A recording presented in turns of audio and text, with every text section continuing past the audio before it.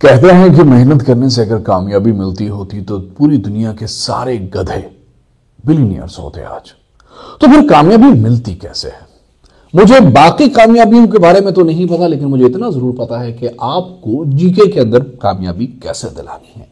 These are the 4 steps if you would follow। तो GK general knowledge based PPSC, NTS, police papers, MD CAT, KPSC, BPSC, SPSC, FPSC, PMS, CSS, NTS, कोई भी paper आएगा जो कि GK based होगा, you would have इंशाअल्लाह अजीज। अगर ना होगा तो एक्सपीरियंस शेयर वापस कमेंट बॉक्स में करना है आके। मैं दावा कर रहा हूं, कमेंट बॉक्स में आके मुझे कहना सर आप झूठ बोल रहे हो, और मेरी वीडियो को ना पसंद करना है और दूसरों को कहना भाई ये बंदा झूठ बोलता है। यू कैन हैव 80 से 90% marks if you follow these 4 steps. खैर, मैं तारुफ कर रहा हूं, मेरा नाम मोहसिन अकरम है। मेरी तरफ से आप और आपके अपनों पे सलामती, रहमत, करम, फजल की ढेर सारी दुआएं हैं। कुदरते कामला आप पे मेहरबान और खुश हो। बदकिस्मती से हमारे मुल्क के अंदर 2 किस्म के अकेडेमिया हैं। एक तो जो वो तालीम है जो कि पढ़ाई जाती है ग्रेड्स के हिसाब से, 9वीं 10वीं 11वीं 12वीं ए लेवल वगैरह वगैरह वगैरह। उसके लिए रेगुलर इंस्टीट्यूशंस और पब्लिक इंस्टीट्यूशंस भी हैं। और on the very other hand, जब बच्चा इनमें एक्सीलेंस लेने के बाद या इनमें एवरेज मार्क्स लेने के बाद जब किसी नौकरी के लिए जाता है, तो जो इदारे बने हुए हैं अनफॉर्चुनेटली हमारे इदारे, एक तो उनका स्टैंडर्ड 0 है, दे आर नेक्स्ट टू। इससे ज्यादा बुरी बात यह है जिनका कोई स्टैंडर्ड बेहतर है भी, they have no concern with your success, they have no concern with your future, they have only concern with the money making. So I can lead you कि कैसे आप अच्छा परफॉर्म कर सकते हो। मुझे आपसे बदले में कुछ नहीं चाहिए, ठीक है? मुझे आपसे पैसे नहीं लेने। आखिर में मैं ये नहीं बोलूंगा भाई मेरी क्लासेस लो, मैं बहुत कॉम्पिटेंट बंदा, मैं तो निकम्मा नल्ला हूं, लेकिन I can give you the I can brief you that how you can be excellent, how you can get excellent marks in these GK based papers। ये जितने भी पेपर हैं दोस्तों ना, पीपीएससी का पेपर का अलग से प्रोटोकॉल है, एनटीएस का अलग से, एफपीएससी का, सीएसएस का, पीएमएस का, MD CAT is very different approach. तो इसी तरह से बदकिस्मती से, अभी हम इसको फॉर्मली स्टार्ट करते हैं। बदकिस्मती से आप लोगों को यह लगता है कि जब भी किसी जॉब के लिए, सरकारी जॉब के लिए जब कोई पेपर आता है तो उसमें अगर जीके लिखा हुआ है तो आप क्या करते हैं? आप जीके को पढ़ना शुरू कर देते हैं।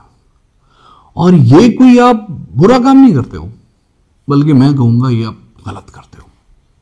आपके हिसाब से गलत नहीं करते हो, मेरे हिसाब से आप गलत करते हो। और हर एक ऐसा मेंटोर जिसने कुछ जीके के पेपर पास किए हुए हैं, जिसके थोड़े बहुत कुछ है एकेडेमिया के अंदर थोड़ा एक्सेलेंस, आई मीन मेरा तो नहीं, मैं तो निकम्मा हूं, लेकिन the people who have very very very very good excellence, I mean definitely I have passed a lot of paper. 17 grade के मैंने पेपर पास किए हुए हैं from PPSC to FPSC, I mean उस लेवल के।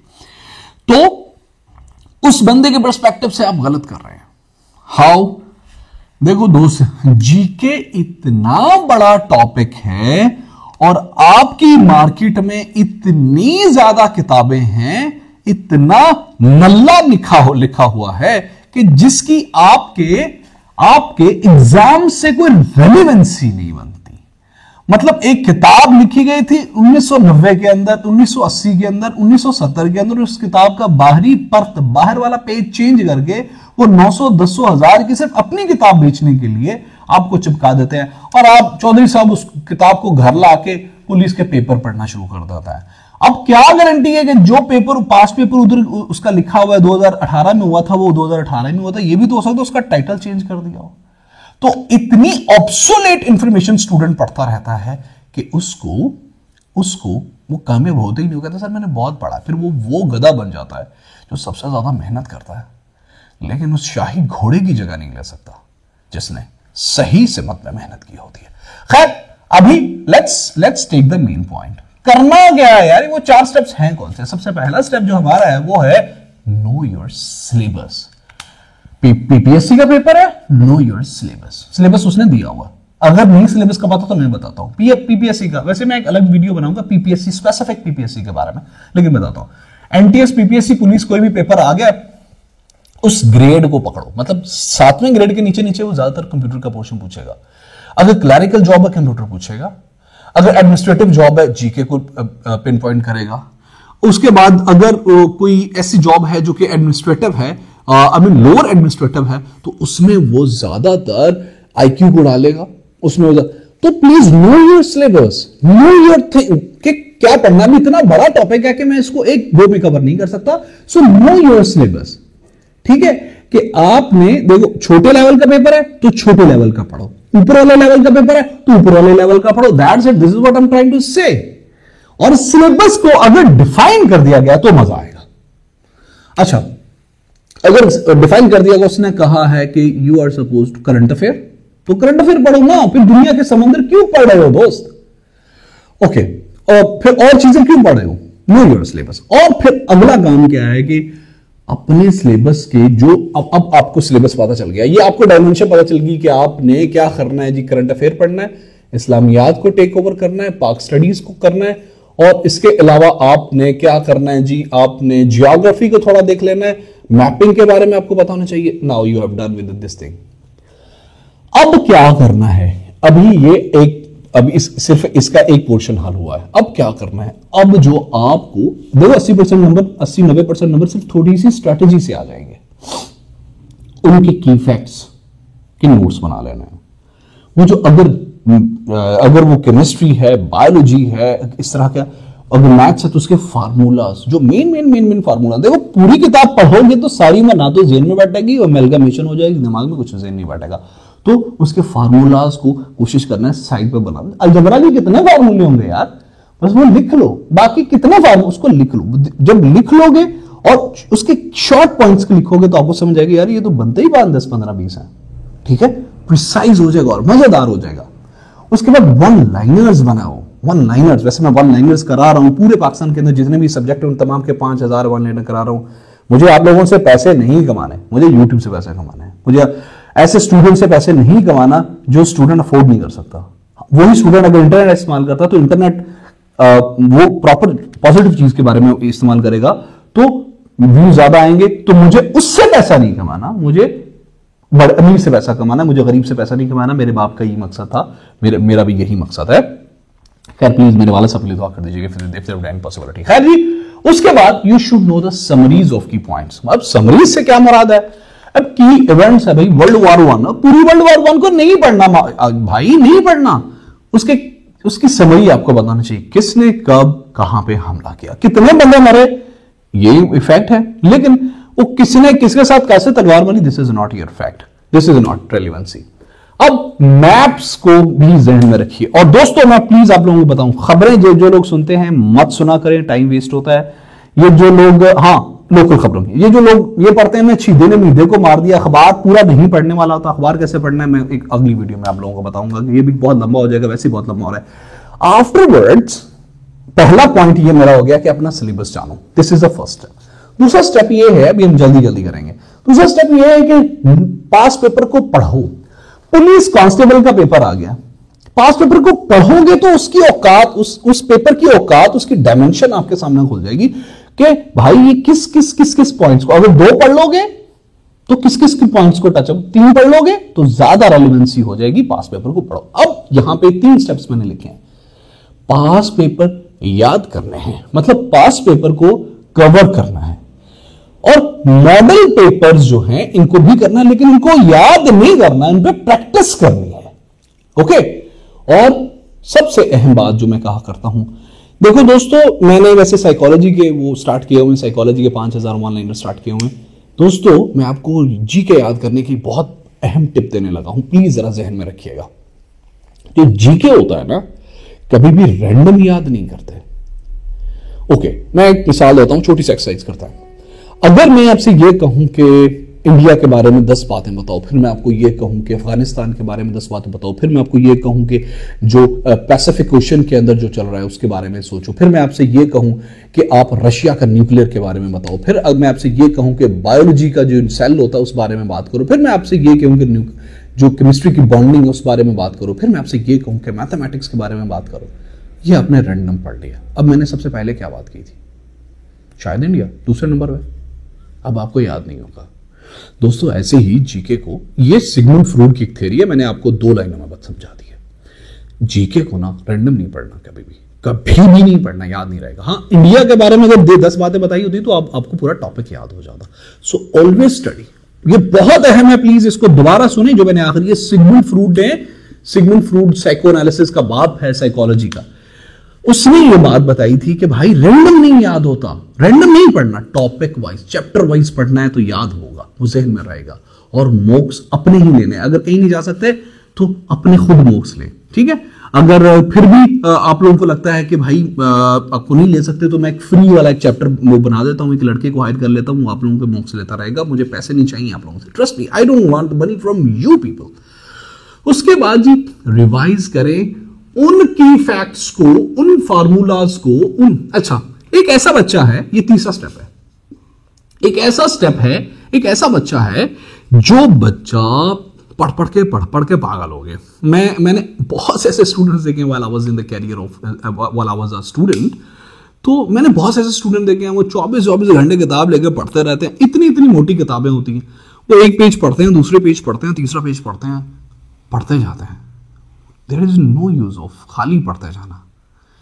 देखो जनरल नॉलेज। अस्सलाम वालेकुम दोस्तों, थोड़ा सा वक्त आपका लेना चाहूंगा, लेकिन एक पते की बात बताना चाहता हूं कि आपको पता है अगर आप मैट्रिक, एफए, बीए, ओए लेवल, ये सीएसएस, पीएमएस किसी भी इम्तिहान की तैयारी कर रहे हैं पाकिस्तान के अंदर, तो बगैर कुछ लिए आपसे सिर्फ आपको देना ये चाहता हूं कि मैं 55 सब्जेक्ट्स, 55 सब्जेक्ट्स के 5,000 एमसीक्यूज, क्रिमिनोलॉजी से लेके, जियोलॉजी से लेके, जियोग्राफी से लेके, फिजिक्स, केमिस्ट्री, बायोलॉजी से लेके हर एक सोशल स्टडीज का, साइंटिफिक स्टडीज का सब्जेक्ट के 5,000 एमसीक्यू सॉल्व करने वाला हूं। अलकरम स्कूल ऑफ थॉट को अभी से सब्सक्राइब करें और अपने दूसरों तक शेयर करें इंशाअल्लाह। और स्टोरी राइटिंग में फर्क होता है, मतलब अगर आप मूवी देखते हो ना तो आप उसका जिस्ट लेते हो, जनरल नॉलेज का जिस्ट नहीं ले सकते आप, जनरल नॉलेज को आपको याद रखना पड़ता है।